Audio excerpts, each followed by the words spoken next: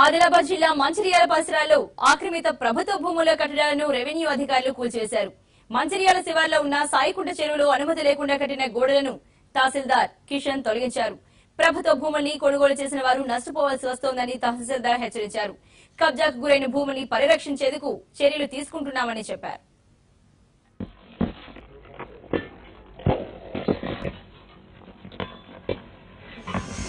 ఈ అక్రమ ఇసుక రవాణా, illegal sand transport, land encroachment, illegal constructions ఇవన్నీ ఒకదానితో సంబంధం కలిగి ఉంది.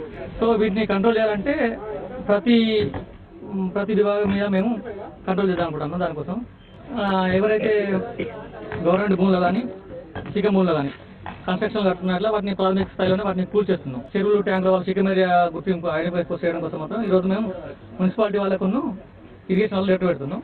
వాళ్ళ సహకారంతో జాయింట్ చేసి 2 months లో అన్ని చెరువులు లేకుండా వాటి సిక్కం ఏరియాను మేము ఐడెంటిఫై